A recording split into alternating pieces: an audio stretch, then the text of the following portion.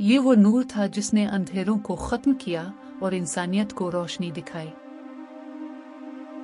तारीख के औराक गवाह हैं कि एक वक्त ऐसा भी था जब दुनिया अंधेरे में डूबी हुई थी। एक ऐसा जमाना जहां इंसानियत कमजोर थी और मुआशरा जुल्म और जहालत में डूबा हुआ था। इस दौर में औरत को इंसान नहीं समझा जाता था, बल्कि उसे नजरअंदाज कर दिया जाता था।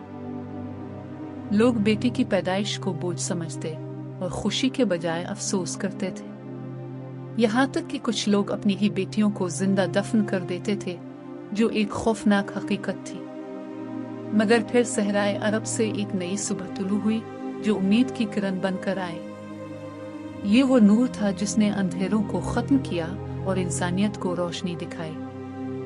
इस पैगाम ने लोगों के दिल बदले और एक नया मुआशरा तश्कील दिया। और सबसे बढ़कर उसने औरत को इसका असल मकाम और इज्जत अता की। वही बेटी जो कभी बोझ समझी जाती थी, अब रहमत करार दी गई। बाप और बेटी के रिश्ते को मोहब्बत, शफकत और रहमत का खूबसूरत नाम दिया गया। नबी करीम ने बेटियों की अच्छी परवरिश को जन्नत की जमानत करार दिया। इस्लाम ने बेटी को विरासत, तालीम और इज्जत का मुकम्मल हक दिया। जब औरत बीवी बनती है तो वो घर की सुकून और मोहब्बत का मरकज बन जाती है। शौहर और बीवी का रिश्ता मोहब्बत, एतमाद और एक दूसरे के एहतराम पर कायम होता है। कुरान ने उन्हें एक दूसरे का लिबास करार दिया, यानी हिफाजत और इज्जत का जरिया। इस्लाम ने निकाह को मुकद्दस बनाया और औरत की रज़ा को लाजमी करार दिया।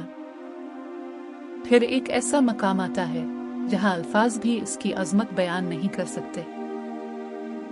वो अजीम हस्ती है माँ, जिसके कदमों तले जन्नत रखी गई है। माँ की मोहब्बत बेमिसाल है और उसकी खिदमत सबसे बड़ी इबादत है। नबी करीम ने 3 बार माँ का हक बयान किया, जो उसकी अजमत को जाहिर करता है। आज हमें सोचने की जरूरत है कि क्या हम उन तालीमात पर अमल कर रहे हैं? क्या हम अपनी औरतों को वो इज्जत दे रहे हैं जिसका हुक्म हमें दिया गया है? याद रखें, एक मजबूत और कामयाब मुआशरा वही होता है जहां औरत महफूज हो।